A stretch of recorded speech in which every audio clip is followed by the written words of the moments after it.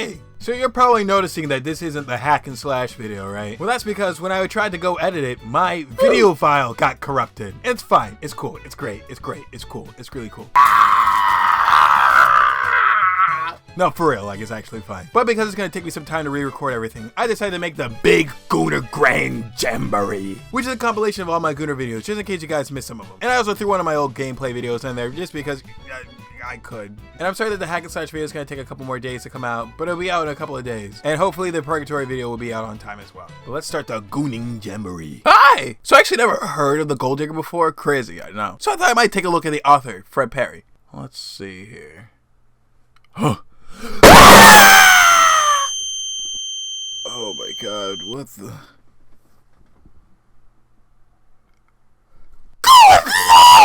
Welcome back to the channel. I am the Pumpkinator, and today we're going to be taking a look at the Gold Digger comic series because it won the poll. Look at you guys do have a say. Written and drawn by Fred Perry for Antarctic Press, Gold Digger is a one-of-a-kind type of comic. It's the most extensive, long-running, self-contained comic book written by its creator in US history. This is like our One Piece, except instead of Luffy, we got a baddie. Come aboard and bring along all your Gooner dreams. Ba-ba-ba-ba. Anyway, Fred Perry is one committed man. He came out with the initial idea when he was on his tour of duty during the first Gulf War. When his tour was over, he released a one-shot of Gold Digger in the AP magazine, number 11 in 1991, which is 6 years before One Piece came out. And the story was all about an ultra-intelligent archaeologist that uses her inventions on her adventures. Oh, and her adoptive sister, Brittany, is there too, and she's like a cheetah thing. After this, he released a 4-issue miniseries that spanned from 1992 to 1993. Then he began his monthly black and white series that went up until 1999, because that is when they swapped to sweet, sweet color. Perry says he got his inspiration from Indiana Jones, different types of manga, and Doctor Who. And the inspiration from Doctor Who comes from a more like episodic, more self-contained stories than like, you know, story elements. But he didn't start doing that until issue number 101, because he wanted to make it a little bit easier for new readers to jump on, which is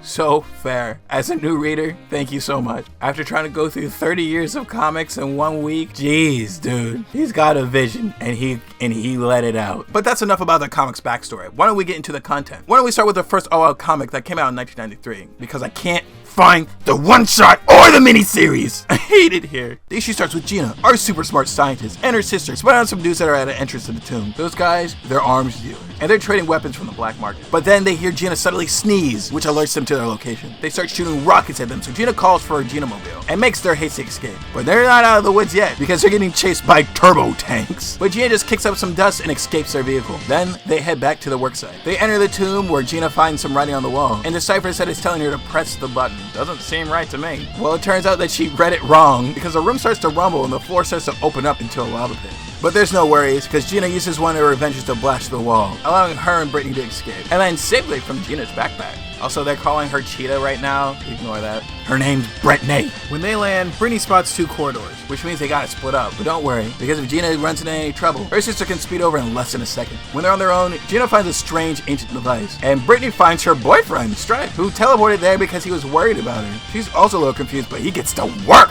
He starts to seduce her, and things get a little bit steamy. And it's pretty hot. Am I a furry? Oh no, I watched Beastars! Stripe says he knows what she wants, and her presence is delicious, and then gets like me when I see my boyfriend. Cutting back to Gina, she investigates this strange device, all while wondering how her dad adopted her sister. She starts to button mash until she hears a voice, and that voice is hers. And then Gina starts to see a flashback, where she sees another were-cheetah getting absolutely killed by Dude Furry. He looks at the baby and then sees a man with glowing eyes watching him. The werewolf guy makes a run for it, and the man investigates the home, discovering the baby. That man was Gina's father, and of course, that baby is her sister Brittany. And all that happened during the Were-Cheetah Werewolf Wars that orphaned her, which it seems like she already knew, but I'll overlook it because I'm having fun. The device showed her all this, and she decides to play with it a little bit more. Cutting back to Britt, we see that she's fighting off this creep. Turns out it's not Stripe, but a Rakshasa? Rakshasa. Yeah, that. A mimic that can take the appearance and abilities of anything that it turns into, including her. She takes down and they beg for mercy. They turn back into their true form and explain that they need to feed off of people's ethereal forces to survive. The Rakshasa convinces Cheetah not to kill them and says that they'll show him around. Cutting back to Gina, she finds out that the device is some sort of history machine and is able to record every event that took place after it was made. But she's shortly joined by her sister and the Rakshasa, whose name is Jen, and he starts flirting with her, but Britt knocks that shit off quick. Jen asks her how she got the device to start aren't working, and they also are looking for valuables that's within the tomb. But it turns out that everything was taken thousands of years ago, which kind of pisses them off. And that is where issue 1 ends. And if you couldn't tell, it's fun as hell. You can tell that Perry had a lot of fun writing this. And because there's a whole bunch of like magic and also science, there's literally like no cap to what he could do with these characters. And the rest of the comic is Gina and Brittany going on more crazy and vaguely haunty adventures. And a lot happens. Like 6 years worth of comics. You know, I'm not going to be able to cover all of it. And honestly, I would love to, but I just right now don't have the time. But to get you guys hooked on the comic, why don't I mention some things of note? First, let's talk about their new sister. When Brittany and Gina venture into a Persian temple, they both pick up a bad luck curse. Gina attempts an experiment to try to get rid of their bad luck curse, but it kind of goes awry, creating a composite clone of the two of them named Brianna. And she's literally like a mixture of the two of them. She has the strength and agility of Brittany and some of the intellect of Gina. And she's pretty cool. I like her a lot. But that's not the only new addition to the family, because Brittany has a whole baby. Her and her boyfriend Stripe have a daughter named Tiffany, and she's as cute as a button. But everything isn't all good for their family, because we should probably discuss one of their major antagonists, the Lich King. Jonathan Digger is Theodore Digger's father and Gina Digger's grandfather. He was a part of a magical experiment that went sideways that turned him into an evil magical being. The king tries to kill his son, but the spell gets messed up and hits Gina's mom, Julia, ultimately banishing her to the Jade Realm for 20 years. Hey, I say a lot of things happen in the comic, okay? But the Lich King's goal is to take over Gina's body so he can control his power more. But he shifts his attention to Tiffany, which Brittany does not like. Super evil. Lots of fun. Obviously, there's a whole lot more arcs, and I can't cover them all, but I will cover the last one. The final arc starts with Gina and her friends leading an armada against the Umbral Maliverse, which is like the super evil universe. The leader of the bad guys is named Dragon Dreadwing, and he's the first villain that they fight in the one-shot. But he kind of levels up, because when he consumes the failing Umbra, he's able to turn the tables in his favor. But Gina has a trick up her sleeve. She creates a time hole that she uses against Dreadwing, ultimately defeating him. And then she kind of like jump starts the Umbra universe, which saves both realities, and they all live pretty happy lives. And I didn't want to go too much into detail about it because, you know, it's the last arc, but I will say this with my somewhat small platform: please read this comic. These characters deserve the absolute best, and I think Fred Perry should be like a more well-known comic writer. Well, I mean, I'm pretty sure you guys already know Fred Perry from a different reason. Yeah. But his main project is so fun and full of heart, it's hard not to want to keep reading. So when YouTube starts paying me the big bucks, I'm gonna start stacking up on these comics, and then maybe I'll do like a full entire series episode. Also, the artwork goes crazy in this thing. You can tell that Fred Perry really mastered his craft. Not saying that his art wasn't good before. She may be called Ant, but nothing small about her.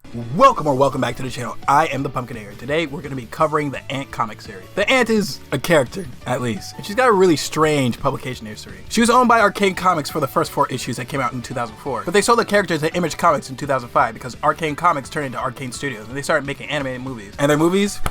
Bangers! The Legend of the Halloween hits! The second volume published by Image Comics ran from 2005 to 2021, and they only came out with 12 issues. And the final and most current volume came out in 2021, and it's technically still going on, but they haven't released an issue since 2023. And if you're anything like me, you were drawn in for a specific reason. The story, of course. What were you thinking about? Let me calm down, yo. Mario Gully came up with the concept of Ant when he was incarcerated in 1996 for armed robbery, which you can definitely tell. So let's go over each volume and see what the story has in store for us. The story starts with a man driving his daughter to her first day at school. The little girl's name is Hannah, and she's a little nervous because she gets picked on at school. But the dad says, don't worry, because before you know, you'll be in middle school. She's in all gifted classes, which she doesn't really like, but her dad says that's something that she should be proud of. But suddenly, they get pulled over by the police, which absolutely devastates Hannah. They arrest her dad for armed robbery. You see what I mean? And she writes in her journal. You see, Hannah usually uses her journal to escape the harshness of reality. The more she writes, the more she drifts into the world she created. A world where she's strong enough to help her dad. An officer takes her to school, to her dismay, and she gets separated from her dad. When she gets taken to school, the principal is there to console her. Her principal, Miss Joyce, asks her what she wants to be when she grows up, and Hannah says she wants to be a superhero. The principal absolutely shits on this idea, though. What kind of principal are you? She's having a rough day. Let her be a superhero! But this big, busted bitch tells her it's never gonna happen. So after trying to convince her, Hannah lets Miss Joyce read her journal and sees into her world. Okay? I'm just gonna say it. I think it's really freaking weird what they're doing in this panel right now. How are you gonna make me feel bad for this little girl and show me this? I feel icky now. Anyway, the principal sees what she means. She sees a version of Hannah that's driven, predestined to become strong and change her family for the better. It also shows that Hannah knows more about the things that she shouldn't know about. Things like details of real-world crimes that haven't even been made public yet. The principal chalks it up to her imagination, but Hannah really wants to be Ant. The principal feels bad for her and arranges a bus for her to get home and gives her a number if there's any problems. We then cut to later when they're going home and a kid throws a freaking rock at Hannah. Dang, she can't catch a freaking break. Well, that's until this kid comes and checks on her, but she's completely done with that day. She packs up her stuff and leaves in a huff, but she leaves one thing, her journal. This kid, his name is Stephen Richards, and he takes Hannah's journal home and invades her privacy by reading the journal, where he sees Ant, and she's stopping a run-of-the-mill bank heist with her acrobatics and bulletproofness and control. Cause Lord, that's like my worst nightmare ever since I saw like Indiana Jones and the Crystal Skull. Ugh. Oh, and her super strength, which she uses to absolutely destroy these bad guys. All this astonishes Stephen. But in the real world, Hannah's dad's back home, and we find out he actually didn't commit the crime. He's basically being set up to be the fall guy for his boss's murder, because he was the last person to see him alive. He absolutely refuses to go down for this because he just wants to be there for his little girl. When Hannah gets home, they reunite with a big hug, and Hannah's day starts to get a little bit better. Well, that's until she realizes one thing. She doesn't have her journal. Now that's just issue 1. The next 3 issues follow the investigation of Hannah's dad and how it's affecting their family, but ultimately he gets sent to jail for something that he didn't do. But Hannah's mom is actually able to find evidence that he actually didn't commit the crime, and it was actually the guy's son. And so the cops kill him dead. But then the story takes a really strange turn because we then see an adult Hannah in an insane asylum because of everything that happened to her. But she freaking breaks out using her powers? Dang, that's really trippy. So does she become the ant or not? Now you're probably wondering, with a story like that, why did it end so soon? Well, Mario Gully actually addresses that at the end of his 4th issue. He lived in Florida at the time and they got hit by Hurricane Shelley, and he had a new baby on the way, so he wanted to focus on his family for a little bit. But the very next year, he moved over to Image Comics to start Volume 2, because ultimately, he does care about the character. So let's cover Volume 2. Volume 2 starts off with Hannah in New York City, and she has super amnesia. She doesn't remember her life, she doesn't remember how she even got there. She can barely even remember her name. The only thing she knows is what's in her journal, but it's written in some sort of code. The only thing that she can glean from is some guy named Stephen Richards helped her in her path, who just so happens to be in New York. She walks past some kids who are fighting over an Invincible doll. Oh no, Invincible. Are you sure? Anyway, it reminds her of when she was a little kid, and this little shit steals her doll and throws it into the street, causing her to get hit by a car. Golly, they hate this character. But her dad's there for her. Best comic book dad ever. Well, I mean, his daughter did get hit by a car. I like him. She finds herself at a comic book convention where they just kind of let her in. They assume that she's wait, is that Invincible again? They assume she's a booth girl and send her to a locker room to get ready for a presentation. And that presentation is from Stephen Richards himself. He's yapping about a new comic series about Ant, but he gets kicked by Jessica Mime. Jessica Mime and her crew, the Sidewalk Theater, that's such a stupid name, bro. But they start terrorizing the convention. This is when Ant comes in and starts kicking ass. And she quips too. She takes them on and tries to figure out who hired these B-listers and what they want with Richards. So when she's done kicking their butts, she questions Jessica Mime and asks her exactly that. But they get interrupted by the Arachnid. The rest of the story is kind of trippy again, and a little bit all over the place, so bear with me. So she goes and tries to save Richard, but she runs into a character that you may not know, I don't know, Spawn! And they fight for an entire issue. And it's pretty awesome. And when she does ultimately make it to Richards, she finds herself back at the convention, where she ruined his presentation. So it's like, okay, that's cool, I guess. They kick her out and she really starts to think that she's crazy. And I'm starting to think so too. I mean, look, she can't remember who she is and now she's attacking people. I don't know, bro. It's just a bad look. She moves out to Capital City, California, where Ant supposedly does most of her activity. But her landlord's breathing down her neck because she hasn't paid her rent. And for other reasons. She goes to a comic book store to investigate this Ant character and to see if she can find any answers, where she meets Scott, who wants to help her. He's one of those guys who sees women looking at Warhammer stuff and he just starts hovering, you know what I'm saying? He tells her that Richard's Ant comic is trash because he's trying to cash in on Ant's fame. But as we know, she doesn't know anything about her, so he fills her in. It all started with 9/11. Bro, what the fuck is this comic, man? Anyway, we went to war and it had negative impacts on the rest of the world. Al-Qaeda was harvesting an army and was planning world domination. The US government ultimately dissolved and cities were being targeted one by one. Some of the world's supers wanted to help, others not so much. But it all changed when she showed up. And she took on an entire army by herself, which led to world peace. But then one day she just vanished.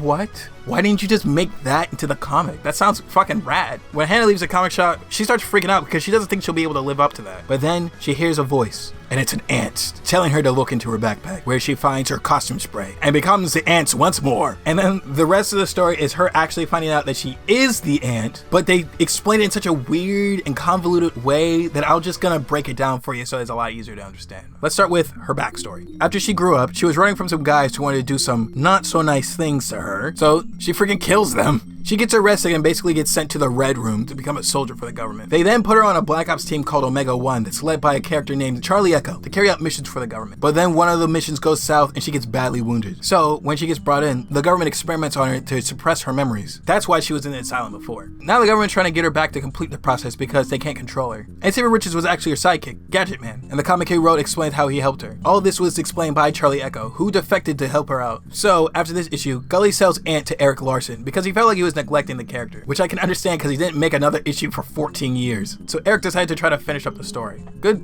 for her. The final issue of Volume 2 starts with Charlie Echo dying, which cool. I really like that character because, you know, he actually made the plot move along instead of her just being amnesiac the entire time. Plus, he gave our lady some closure. Anyway, she tries to fight off the agents and ultimately gets captured. Oh, and like Daredevil's there for some reason. When she wakes up, she's hooked up to this machine that's being operated by her dad? Yeah? Okay. He restores her memory and she gets to lead a normal superhero life while also still being on the run from the government. And I'm gonna be honest, I freaking hate this. Like, if anything, they should have just left the story be, honestly. The issue kind of just feels rushed and wanted to end the story, but like, why end the story if you're not gonna give it like a satisfying ending? Also, the art isn't the same quality and it gave me freaking reader's whiplash. And I'm not even gonna go over Volume 3 because it's just the retelling of Volume 2, just like in a different art style and more streamlined. But yeah, this comic is something else. It definitely had its story issues, which I guess is to be expected when you have 11 writers over 17 years, you know? But despite everything, I will say I like the initial story. I kind of wish that they expounded upon that more. You could tell it was heartfelt and coming from a real genuine place, but like Volume 2 really just dropped the ball. I'm not the biggest fan of amnesia stories, and her finding out that she's still at the convention really made me mad because that's just 2 to 3 issues that just didn't happen. So how am I supposed to get invested in a story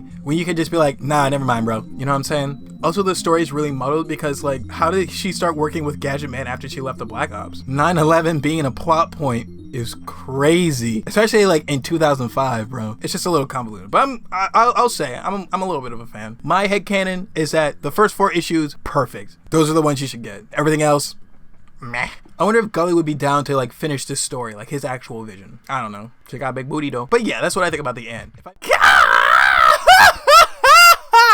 damn! That's that ooga booga type shit.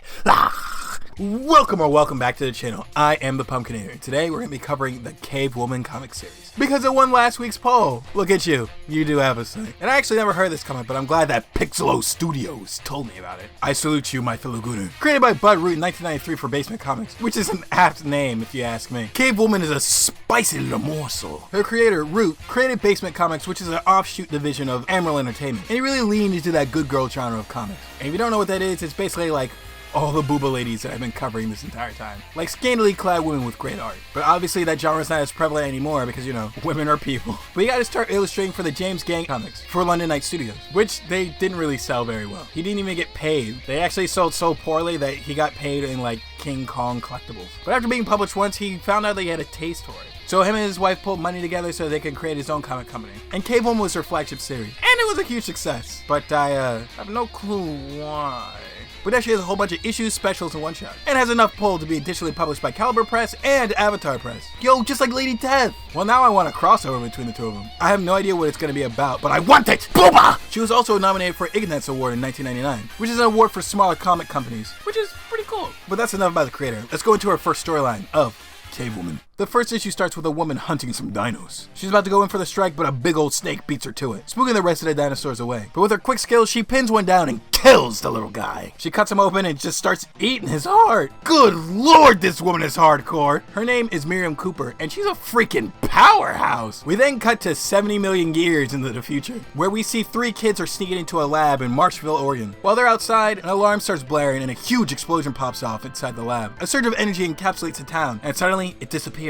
It reappears 70 million years in the past, in orbit. Oh, so they're all like dead, right? The town comes to the Earth and fuses with the time period. The kids see the huge flash and are just glad that they're still alive. But they should all be dead, right? All the kids leave the lab and try to avoid being blamed for this whole debacle. Cutting back to Miriam, she's wondering what that noise was and goes to visit her grandfather's grave. Her Gramps' ghost, I think, appears. Or maybe it's her like imagination, I can't really tell. Asking if she's doing alright. Well, he asks if she's gonna off herself, but like, you know, it's the same thing. She tells him that she misses him, but they get interrupted by a freaking T-Rex! It was drawn to her kill and absolutely bites down that giant snake. She hides from it but gets nipped in the booty by a little guy. which draws the attention of the T-Rex. She gets chased down by the Rex, but uses her sick skills to cut its leg, incapacitating it. But things aren't calming down yet, because the T-Rex gets surrounded by Styrosaurus. I don't know dinosaurs, bro. Cutting back to the boys, they're walking around and realize that something's a little different. They see a giant frog and just bashes it against a tree. Why? Why would you do that? I hope this kid dies. The other kids start giving him shit for killing a frog, and then they leave him behind while they look for a way back. But then they hear him yell and come back to check on him, where they find his bloody shoe with his foot still in it. Ah, okay. Peace has returned. Cutting back to Miriam, she's chilling with her Styrosaurus and giving him props for scaring off that T-Rex. She goes on her own to feed the rest of them when she stumbles upon the town and makes her way towards it, where the people are now discovering that they're not in their time zone anymore. Because a guy's dog just got ate. Oh, and so does he. And that's where the first issue ends. And I gotta say, it's pretty cool. I think it got really wordy there at some points, but I mean, other than that, it's still pretty cool. I like the art. All these newbies to the era are like screwed. They're dying left and right. But after seeing the first issue, you probably got a couple of questions, right? How did Miriam get here? What's up with the kids? Are they all screwed? Why is she such a baddie? Let me calm down. Well, let's start with how Miriam got there. When she was a child, her grandfather was a scientist who accidentally sent them into the past. And shortly after they got there, the poor soul gets murked by a T-Rex, leaving our girl all alone in the prehistoric era. But she's pretty resilient and has been fighting to survive for years now, which hasn't always been easy. But now she's like stupid strong and a top predator wherever she goes. Also, her granddad's experience changed her on a molecular scale, so now she's like 300 pounds and can bench press a bus. Oh, and if you're wondering why she's not wearing like normal clothes, she got them all torn off in a battle. So she made her current getup out of animal skins and dino teeth. But like, damn girl, you ever heard of a shirt? I mean shit, flaunt it, girly pop, why not? And as for the town, as I said before, she makes her way to the town and helps them survive in this era, and basically becomes the town's protector, which they really need because people are getting messed up. But her going back to her hometown lets her reconnect with people from her past, like Bruce Cabot, who was her childhood best friend, who turns into her boyfriend. Lucky SOB. And honestly, this comic reminds me like a horror comedy. I mean, it basically is. But there's one part where a guy is sunbathing and then just gets eaten by a T-Rex, and like that's just it. It makes me chuckle. Maybe I'm fucked up. I don't know. But her first storyline was pretty fun. But after this, she appears in a lot of one-shots and specials like Zombie Situation, Deadly Venom, and Jungle Jam. That last one was the one that got her nominated for the Ignatz Award. Actually, no, it's not. It was actually Jungle Tales, not Jungle Jams. I'm just stupid. Look at my stupid freaking face. I'm dumb. She also has some pinup specials that I wouldn't even dare to show on YouTube, because I would get my ass eaten. And not in my good way. But basically her other comics is just her fighting dinos or aliens. But I will cover a secondary storyline and give you something else. I'm talking about Cavewoman Rain. So the town now has Miriam to protect them, but she's not doing the best that she could because people are still getting murked by dinos left and right, including this couple. And Miriam takes their baby after discovering their dead body. She starts chilling with the little guy, but he's kind of making things a little bit harder for her. But she's making it out okay. Well, that's until she gets confronted by this big old gorilla. She's like, chill dude, we gotta work together. She actually knows that gorilla and has some history with him. His name is Clyde, and when Miriam was younger, he kind of messes her up so much that she's like traumatized, which is completely fair. If I got attacked by a gorilla, I'd be freaking out too. After this, a torrential storm starts to ravage the land, which makes the dinos freak out and run straight into the town, messing everything up. Miriam tries to stop him, but things aren't going so great until the townsfolk start to open fire on the dinos. Miriam's able to lead the stampede out of the town, but Clyde decides to do his own thing. He starts to attack the townspeople, but one of the kids uses sign language to make him stop. So he just takes the kid and makes a run for it until Miriam gets in the way. They tussle for a bit, but Clyde straight bites Miriam. Like, the kid's able to convince him to calm down a little bit. But none of them have time to relax because more dinos are showing up, and Clyde and Miriam have to work together to take them out. When they do, some town folks see Clyde near Miriam and just shoots a grenade at them. Where are they getting this firepower from? A grenade launcher? Which does nothing but pisses them off. Clyde starts attacking, but Miriam jumps on him and starts stabbing away. But the townsfolk blow up the building behind them and the rubble crushes them both. But it does nothing to Clyde. He still goes full rampage. But it like kills Miriam. Well, actually it puts her in like a death state, so she's like technically still alive, but like, I don't know. But she's able to pull out of it and fight the rest of the threat off. But now that the town's destroyed, they have to find a new place to live, so they head towards the sea. And that's how the story ends, and I really like it. There's like actual struggle in there, and she loses her hometown again, which is kind of sad, but I think I'm more sad about it than she actually is. Also, her taking on the gorilla that like traumatizes her, it's fire. Also, some of these panels got me acting up. I can't handle it, goodness gracious. But yeah, I definitely think you should give this comic a read. So a guy named Dominic asked me to cover Lady Death in the comments of my Ant video, and I gotta say, he has good taste. Game recognizes game. I know a Gooner when I see one. Welcome back to the channel. I am the Pumpkinator, and today we're going to be covering Lady Death. Created by Brian Pulido for Eternity Comics, Lady Death has a crazy publication history. She was owned by Eternity Comics from 1991 to 1992, until Pulido created Chaos Comics and published her and other horror comics from 1994 to 2002. So then Crushton owned her from 2003 to 2005, until they also went bankrupt. Kinda seems like she's giving these comic companies some bad luck. But after that, she was sold to Avatar Press, who created Boundless Comics specifically for Lady Death. And they published comics for her from 2005 to 2015. But then, in 2015, Brian Pulido gained full ownership of his character through a legal settlement, and began publishing new stories on a new comic book company that he created, Coffin Comics, which is a fucking rad name, what the hell? And that's where she still resides today. So you can really tell that Pulido cared about the character. Well, that, or he wanted official gooning rights. But I'm sorry, bro, I'm going to be doing it. You can't stop me. Speaking of Brian Pulido, he has a pretty impressive career. He's written for Evil Ernie, Theater of Pain, and the 2008 Chucky comic. He's also created a few movies. He wrote the Lady Death motion picture and the Grave movie. He also won an Inkpot award, so if you're a real Comic-Con nerd, you know that's some good shit. But enough about him, let's talk about the horror baddie. Lady Death actually makes her first appearance not in a story that's centered around her. Her first appearance was actually in Evil Ernie in 1991. So Evil Ernie, if you couldn't tell, is kind of evil. He's a serial killer, and when he was a kid, he was abused by his parents, and they took him to a doctor because they didn't understand why he was so withdrawn. Really? You don't understand why. Maybe hit him again. I'm sure that'll open him up. Anyway, this weird doctor straps him to a machine that's supposed to regulate his emotions, but instead it sends him to what I'm assuming is hell, because his parents are there and they're just terrorizing him. They beat the ever-living crap out of him until somebody intervenes, and that someone is Mommy. Mommy. Oh my god. It's Mommy. She tells him that she's been waiting for him for an eternity, and she asks him if he'll love her. He says, "Yes, Mommy." And she shows him how he can prove it by killing his parents, which he does. Then after this, he becomes a mass murderer, all in the name of Lady Death. But when he gets caught, they try to cure him by putting him in an experimental machine, because that worked so well before. And the machine goes on the fritz because Lady Death started tampering with it. And it, kills him. But he made a deal with Lady D. No, not that one. We got enough gooning going on in this video. And he comes back as this ghoulish thing, and he goes on a freaking murdering spree. And everyone that he kills comes back as a ghoul, and they're all under his control. And in the rest of the comic, it's just basically him going on a killing spree, all in the name of Lady Death, who's kind of getting off to it because she hates the living. All while his two doctors become like vigilantes, I guess, trying to stop Ernie and the rest of the ghouls. And Ernie almost gets the ultimate prize, but the doctors kind of stop him. But things start to go awry for Lady Death and Evil Ernie, because when Evil Ernie starts to do his own thing, Lady Death gets really pissed off because he's not holding up his end of the deal. But that's okay, because he gets shot by a tank and him and the rest of the ghouls die, which makes Lady D cry. And I don't know if she's crying because she actually cared about Evil Ernie, or she's just upset that her plan didn't go through.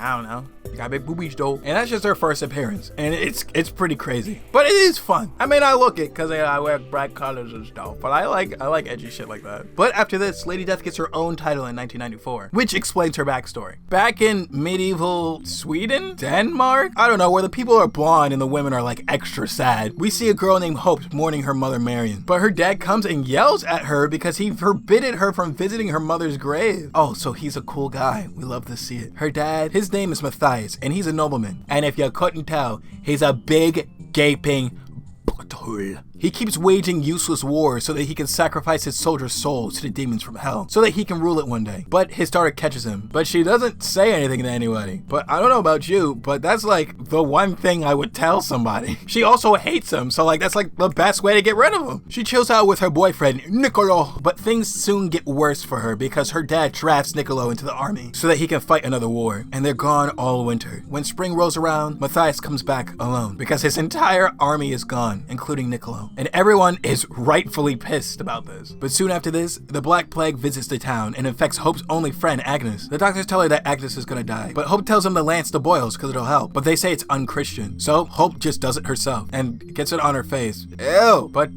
they think she's a witch now because she did that. And you know what they do to witches. So the town folks make a plan to kill Hope and her dad, and they try to poison Matthias, but he doesn't really fall for it. They kill Agnes for no reason, and then they go after Matthias again. They catch him feeding the demons, and they go in for the attack and wound him, but he kind of gets sucked into hell after that. Then they turn their attention to Hope, who they burn at the stake, and while she's burning, she calls to the dark forces to save her, and they say they'll only help her if she renounces her humanity and pledges her soul to hell, which she does and gets teleported to hell. hell. They put her in chains and make her go with the other slaves, who are all heading towards her dad's castle. We actually find out that Matthias actually stole the powers of the demons he was feeding, and now he's trying to create an army so that he can overthrow Lucifer himself. And they almost have enough bodies to make the attack. They throw Hope to her father's feet, and he kind of beats the crap out of her. Her mom shows up and smacks her around a little too, and then they throw her out of a window. Oh my god, what did she do? All she did was mourn and sit by a lake. Why is everybody so mean? Anyway, when she hits the freaking ground, Satan's there and he's waiting for her, and he tries to team up with her so he can kill her father. But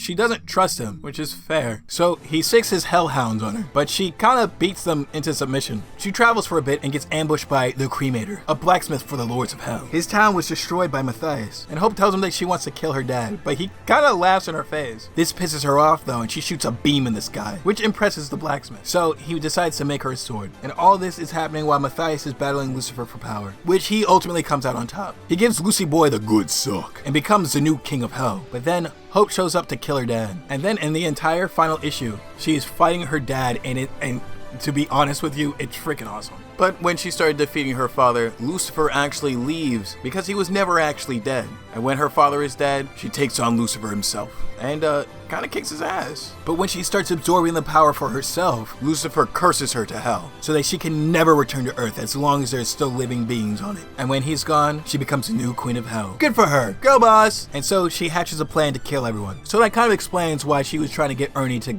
murder everyone. They also tried to retcon her backstories a couple of times when she went to different publishers, but I'm going with the original one just because, it's what the original writer imagined. Well, that, and it's because it's freaking cool. Look at her. Mommy. I hope my mom doesn't watch this. I will lose it.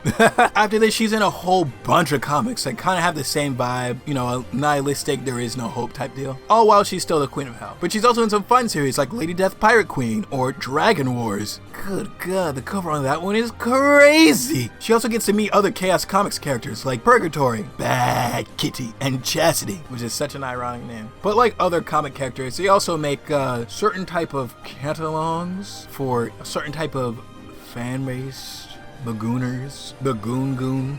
Things like the Bikini Catalog, the Lingerie Catalog, the Swimsuit Special, the Pony Death. I don't know what you're into. I looked to see if Coffin Comics were releasing any new storylines for her, and they are, but they're also really honing in on her assets. Also, these prices are crazy, bro. Are you kidding me? And I was gonna cover the most ongoing one, but I'm just gonna wait until that story is finished, and then maybe I'll make a video on it. And I'm obviously not gonna cover all of her storylines because she has I think 50, but I will cover her movie. The Lady Death movie came out in 2004, and it was made by ADV Films, who you may know as a dubbing company for different types of anime. And I think this movie actually might be an anime because the only place where I could find it was on Crunchyroll, which is freaking strange. I mean, good for them though. The movie covers her origin story like how we talked about, but it kind of speed runs it because they get her from finding out her dad's a sorcerer to burning her at the stake within 12 minutes. A demon convinces her to give her soul to hell like in the comics, and when she gets there, her dad is already the king of hell. They call him Lucifer, so I guess in this one he's already Satan, but he's holding Niccolo and Hope's mom's soul hostage. She gets thrown out of the window, but instead of meeting Satan when she lands, she meets the Cremator, who actually trains her, which is actually a good change that I like in the movie, because it's a lot more believable that she trained with him than her just getting powers and then taking her dad out. Also, the stronger she gets, the more white she gets, and I kind of like that. Kind of like a progression of power type deal. They also changed how she got her sword. So instead of Cremator making the sword, they decided to go and steal a sword that Cremator made way back in the day for the demon Asmodeus. They go into his lair and they fuck his shit up, bro. And they kill him using the sword. And in this one part, he throws a sword at her and she stops it with her powers, and it's so cool. After this, she kind of just naps for a while and has spooky nightmares while her dad just verbally abuses the short king who spies on them. Kind of padding that runtime. Lady recruits an army and they fight Lucifer's forces. And when Lucifer's forces retreat, they all rest for a little bit. But then this guy just steals Asmodeus' sword. And when Lady D finds out about this, she doesn't think she's gonna be able to win the fight because she needs it to channel her power. But Cremator believes she can do it without it. So they go into battle the next day. While the fight's going on, she finds her way into the castle where she finds Niccolo, who's looking a little bleak. Satan let him go in exchange that he'll kill Lady Death. But Niccolo is never gonna do that. He begs her to kill her and she's like, I don't know. But just kill my man, dog. He's crying blood. But ultimately, she does kill him, and his soul gets freed to heaven. Shortly after this, she confronts her dad, who is kind of whooping her ass. And while he's doing that, he says something really gross. I wonder if you'll scream with pleasure the same way she did. Bro, that's your daughter. What's up with these goon comics, bro? Well, while she's getting choked out, her dogs kill the little guy and get her sword back to her, which she uses to kill her dad, but he curses her and bounds her to hell until he kills all of his allies. Then she frees her mom and she goes on up to heaven herself. And now, Lady D is a new queen of hell. She's going to kill all of Satan's allies so she can get home. And that's basically the whole movie, and honestly, I love it. The voice acting is very like early 2000s English dub anime, but it's kind of charming. And the story is good overall. All the new inclusions that they put in there was, I think, kind of fun. The movie does a really good job of showcasing the brutality that she's actually really facing. Like all the death and like her getting tortured and stuff like that. They didn't really pull any punches. In the lowest of low key, it kind of reminds me of Berserk. If like Griffith was like a bad bitch. Hi everybody, I'm good. I hope you guys are too, because today we're gonna be talking about Oz, Kingdom of the Lost. And now listen, I know how this looks, okay? I'm not gooning on me. I actually found this comic when I was working on the last Avatar video, which you should definitely check out. You should go check it out. Check it out right now. Go check it out. It's going to be right there. Click it, please. But when I saw the comic, I got curious, you know, like anyone would. And I didn't really expect anything when I opened it up. I was like, oh, why do I kind of vibe with it? So I thought it'd be a great idea to make a video on it. Yep, I make great choices. So come on and let's dive into issue 1 of Oz, Kingdom of the Lost. Welcome to the magical land of Oz, more specifically the beautiful Emerald City, which has known countless heroes, but none as known as the legendary Dorothy Gale. Everyone knows the story of the lady from Kansas who was swept up into the tornado and dropped into the magical land, where her savvy, and more than a little luck, brought her fame and power, and even the throne for a time. But she couldn't do this all on her own. She had help from a pair of powerful witches, a great wolf, a scarecrow, a lion, and a brave man of tin. Some say that Dorothy in the Emerald City wouldn't be here today if it wasn't for the heroics of the mighty Tin Man. And what did he get in return? No shawties, that's for sure. We actually learned that somehow he became frozen in place, and instead of finding a way to cure him, they put him atop a stone and left him as a living statue. However, I think someone else has plans for my guy because we see someone say, "What's up, Nick? Want to join me?" And Nick the Tin Man comes to life and lands on the ground. The mysterious man says, "Excellent, because we have a long journey ahead of us." He says he knows the Tin Man has unfinished business with the palace, and he'll get his revenge soon. But not yet. They have to prepare for something. Suddenly guards appear behind them and they're like, "Who are you? What have you done to the statue?" He says, "First, you can call me the Shaggy Man. And second, please allow me to show you." We then cut to a few hours later where we see the Scarecrow saying that they have to hurry and go to speak to the king. Dorothy says he'll be fine, and he should be more worried about Toto and her because they are hungry. Bro, that's Toto? My guy went from cute to vicious. Holy hell. We learned that Dorothy's life in Oz has been far from easy, but she's really leaned into her role as a guardian of the Emerald City and the representative of the king. And sometimes she wonders what would have happened if she never came to this crazy world. We then see the Scarecrow grab her and say, "I know, but we'd feel even worse if we didn't go here." And she agrees. She wanted to make sure that the Tin Man knew that they were always thinking about him. And they're not gonna try to stop finding a cure for him. He gone. But who could have stolen him? And where are the guards that are supposed to guard him? Then they see a blood trail, and when they follow it, they see the bodies of the guards. Dorothy promises to avenge their deaths, and that their families will be taken care of. They then pull out their swords, and Scarecrow asks if they should call more guards. Dorothy says yes, and they need to talk to the king. Then we see a huge circular crater in the ground. We then cut to the throne room, where the king was just updated. The king asks, how could this have happened? This unknown magic lady, I don't know, I guess I'm new to the lore here. She says she doesn't know, but powerful magic is afoot. He asks if they had any idea of who would do this, and why. Dorothy says, not yet, but they believe the answers they're looking for are in that big hole. She wants to create a party to check on the hole. The blonde lady says that she would come, but she's busy with Moby. What? See Oz Return of the Wicked Witch for the full story. You freaking bet I will! And Adraste says she's in. All they need now is one more volunteer. We then cut to some furry twink and his sister, and they're hunting a huge, cool-looking deer creature. The sister says she can take out the creature, but Leon says the time isn't right. Daksha says he worries too much and throws a spear at the deer, and misses. Oof. The spear startles the creature and it charges towards them. Leon tells her to take cover and throws his spear, but it doesn't do anything. Leon pulls out a sword and gets ready to fight the beast when the lion comes in to save his kids. He asks if they're trying to get themselves killed and prepare to fight. But then the creature gets lifted into the air by Adraste, and she says, you look like you needed some help. and while they're there, they wanted to know if they had time to chat. We then cut to a little later at the Cavari settlement, and Thorn, who's the lion, says that he appreciates the offer, and he'd normally devote his life for Oz. But as you can see, he needs to be there for his family. He needs to make sure that he keeps them safe, better than he kept himself. An injury sustained by fighting Mob D? Bro, what the heck? What did Mob D do? Hold on, let me look up what Mob D looks like. Damn! If you want me to cover Oz, Return of the Wicked Witch, get this video to 50 likes, and don't do it. Also subscribe. Adraste says she wishes she was there, and maybe my guy wouldn't have died. He says maybe, but he was brought back to life, and ever since then, he realized how life can be fleeting, and how important his family is to him. He says what happened to those guards is awful, and I hope you guys find the Tin Man. But nah, I ain't going. Good luck on the expedition though. Expedition? We then cut back to the hole, and Scarecrow asks, weren't there supposed to be guards? Apparently a whole unit of royal soldiers are gone without a trace. Dorothy says they need to go down there, but Scarecrow says they need more backup. And she's like, yeah, you're probably right, but there's no time.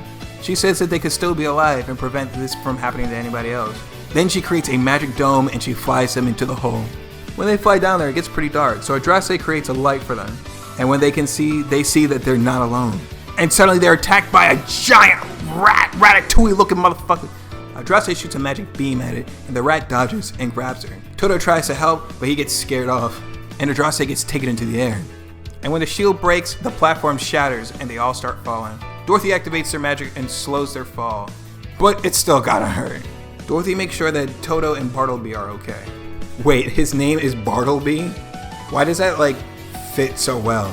If you could tell me that the original Scarecrow's name was Bartleby, I would be like, yeah, that's piss. I guess I'm saying anybody named Bartleby is dumb as shit. Anyway, we cut back to Adraste, and she's like, yo, let go! And she turns into a giant ass snake. She wraps herself around the rat and she's about to bite him, but then she gets karate kicked in the face by another one and falls to the ground. Adraste says that she's okay, she's just glad that those things didn't follow her. Dorothy says she'll be right there and creates a light for them to see again. Then they see they're surrounded by gem-looking cocoons. Then they hear something coming up behind them. Elsewhere, we return to our friend Thorn, and he's calling for his children to help him with the firewood. He says they need to have a little conversation about their adventures. He calls outside to them, but an old man says, I don't think you're going to find them there. He says that they went into the forest to follow after Dorothy and the others. He says that they had the same look on their face that Thorn used to have. A look that seeked adventure. As we return to the Oz party, we see Dorothy saying she doesn't want to hurt them. And Scarecrow says, I don't think they're worried about that. And we see two giant mole creatures looming over them. And I'm going to pause again for a second because the art in this comic is pretty good. All the creature designs are pretty cool, and so are the character designs. I mean, sure, the ladies could be wearing a little bit more clothes. That wouldn't hurt. But all the creature designs are really cool if you ask me. I deeply respect women. Anyway, they prepare for battle, and Scarecrow lunges into action. Except his sword melts. And he's like, Dorothy, it just ate my sword. And I believe I'm next. Suddenly, Leon and Doc Chuck come in, and they save the Scarecrow.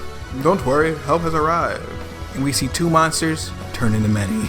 Dorothy says that she appreciates the help, but they gotta skedaddle, and pulls out a glowing sword, which makes the creatures pull back. They ask how she know that will work, and she says they used to shine a light to scare away moles back in Kansas. The light scares the creatures away, but Dorothy says it's not gonna last forever. Adraste says Kansas sounds pretty dope, and I want to hear about it, when something catches her eye. And we see a huge castle with the gem cocoons all over it. We then suddenly cut to a few years ago back in Kansas, and we see Dorothy playing with Toto. We see a voiceover saying they don't really remember life back in Kansas. It was simple for certain, idyllic for some, but for him, it was only a life. Nothing more, nothing less. And we see the origin of the voiceover is coming from a Bartholomew Condilis. Condilis? Condilis. Mm-hmm. And he sells garments and wares. He tries to pet Toto, and Toto's like, nah, don't freaking touch me. Dorothy gets called for dinner, and she says sorry, but she's gotta go. When he starts to leave, his inner monologue thing says, when he first met her, he thought she was so innocent. He says he's not sure why he stayed, only an ominous feeling with a luxurious car pulling up. He eavesdrops in onto their conversation and can only hear snippets. All he knows is that the family kicked her off the property. But this woman, a witch, will not be denied. He says he believes he's a well-traveled man, but he's never seen anything like this. And he gets sucked up into the twister that takes Dorothy's house. And when he lands, he passes out. When he wakes up, he realizes that he's not in Kansas anymore. My God. Oh my God. Is that bad? Should I keep that? Oh my God, that's such a bad joke. He tries to pick up all of his belongings when a blue kid starts yelling for him to run because they are coming. He tries to ask him some questions, but the kid runs straight past him. Suddenly more people show up and they all run past him. And when he looks behind him, he sees knights riding horses towards him. He tries to run away, but he gets caught in their net. And he says that he and Dorothy didn't have similar fates in this world. She got to be a hero, and he got to become a slave. And that is where the issue ends. Hi everybody, I'm good to go, and I hope you guys are too, because today I am playing If I Hadn't Looked Down. Ready? Cozy? No, yeah, I'm ready, sure. I'm super cozy. What's up? Come on. I really need to big pee. Can't you just use a... Ew. Honestly, bro, have you ever peed in a bottle? It's, oh, pull over here. I think it's a motel. Alright, don't be too long. It's okay, bro. I don't know what's going on anymore. Have you ever peed in a bottle? I used to do that when I would be, bro, that walk, dog. Guess I'll go ask where the toilet is. Oh, bro, look at this stance. Look at this power stance, bro. Imagine running up to a fight and this guy's just waiting for you. Anyway, peeing in a bottle is like kind of hard. It's also kind of not. It depends on how big your pee-pee is, because everybody knows that I got a tiny one. Hello. Oh, man. Well, hello there, Missy. Looking to stay a night over here with your friend? No. Do you have any PT boys? Oh, sure. It's just out back. Thanks, bro. I should go to the toilet. He said it's out back. It's been a hot minute since I've, Hello, friend. What do you want? I just heard a sound and thought to check it out. Yeah, right. You came here for my trash, didn't you? No, Nah, you dog, get out of here, you grunk. And next time you think you can steal my shit, think again. Yeah, two of us can play this game, bro. You ain't scary. I'll fight you. Bro, you're in the way of the pee-pee pool. Hello, sir. I'm just going to be here looking okay. I don't think I like Greg. Greg's not the nicest. I can't, bro. I can't with this. Bro, I swear to God, if that hobo jump scares the shit out of me, I will, the shit out of me, because I'm trying, I got shit. Oh, yes. I'm gonna try this one. Respect for the toilet, amen, but, this shit is disgust. I'm just going to use the Portaloo. The Portaloo? Bro, this game British. I don't know how I feel about that. Oh, God!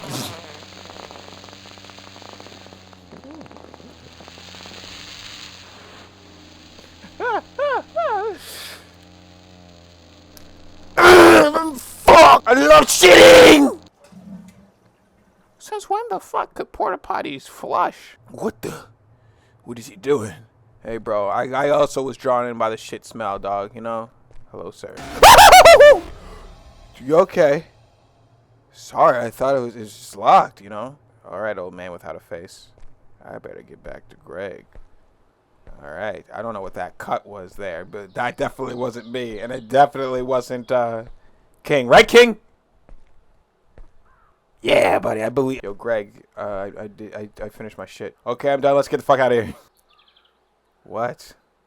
I think our tires are fricked. You're kidding me. You gotta be kidding me. Well, our tires are flat means... Wow, bro, looks like someone did this. No shit. Wait, do you think that...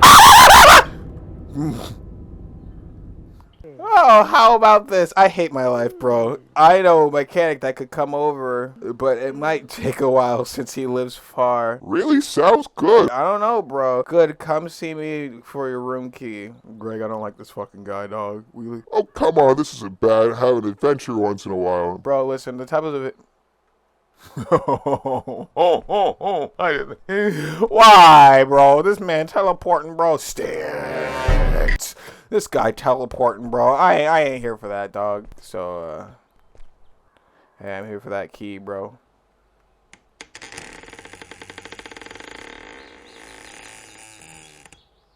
Yes, here's your room key, number 4. Thanks, buddy. Oh, and by the way, don't be afraid to use the other toilet next time. Yeah, thanks, dude. Preach. I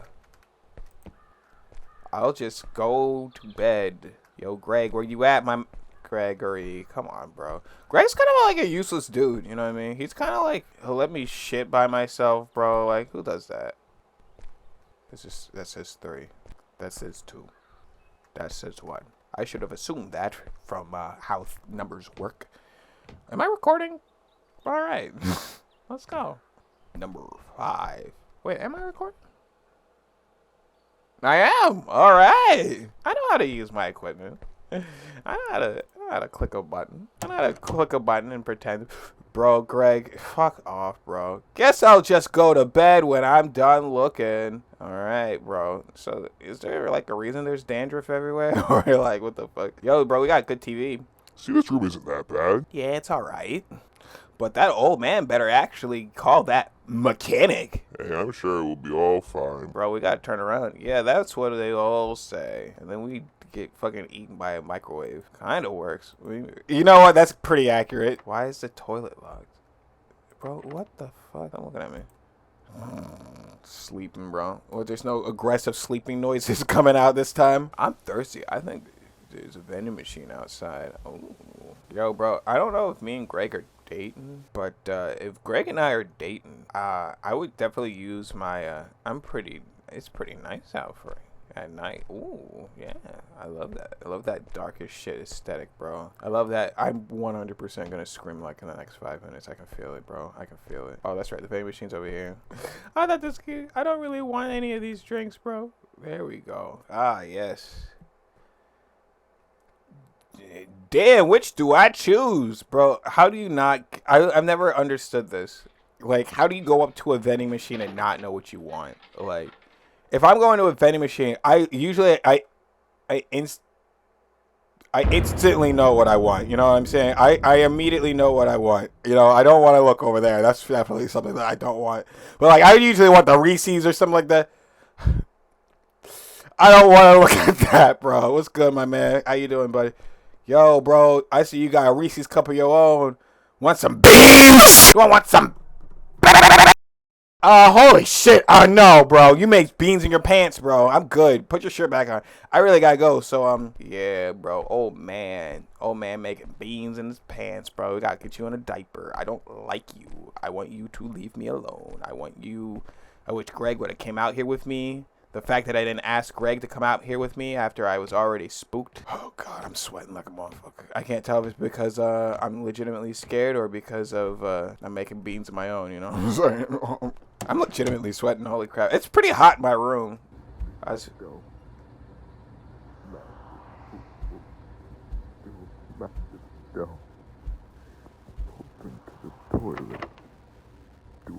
Yeah, that's my imagination, bro. Bro, Greg, where the fuck are you, dude? I don't want to sleep, bro. I can hear somebody saying pee pee poo poo out there. Back to sleep, aggressive.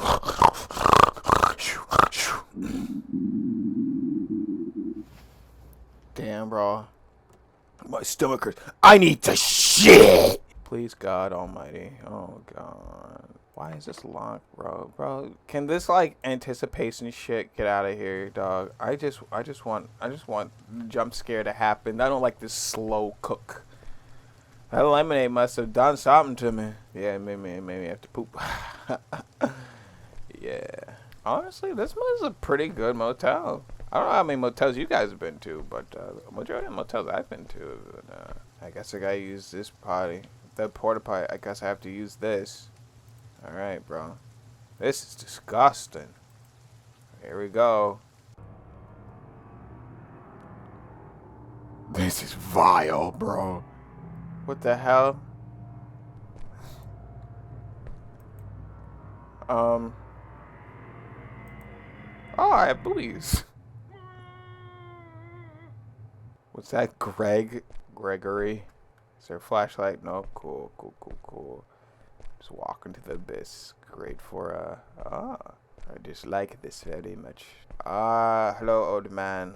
Oh, yes, what's going on? What is this? Where the hell is Greg? Oh, that's me. Answer me, you bald-headed skin flap. Come on, no need to get violent. Go see him on the toilet. What? Okay, I'll go see my buddy. You want to come with? Yes, toilet. May I? Is there an invisible wall here? Alright, bro. I guess that's it. That's the game. Yeah, just keep rubbing yourself, buddy. I believe in that.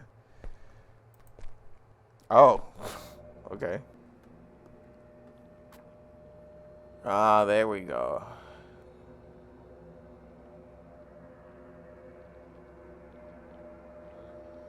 Stop! This shit! It's up! Ending 1 of 3! You're welcome. Oh, Christ. Everything's gotta have multiple endings now. Now I gotta go flirt with that dude again. Wow, wasn't that fun? So much fun. And if you liked all of that, maybe you should subscribe. You know, because you like to help the guy out. You like to help the channel out. You like to make me know that you like the content. I don't know, dog. I'm trying my best over here. All right, well, I'm recording my hack and slash video immediately after this, so hopefully it should be out within the next 3 or 4 days. If it's a week, I try my best. But I appreciate you guys watching this video anyway. Whether you're like an older sub or like a newer one that's just discovering the channel. Thanks. It really means a lot. But I'll see you guys in the next video. Make sure you tell your family that you love them. Bye-bye.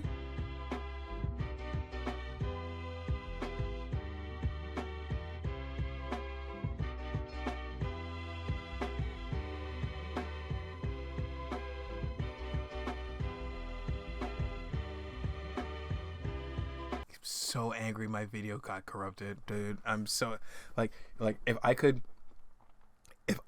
punch computer files, I would be beating the crap out of this.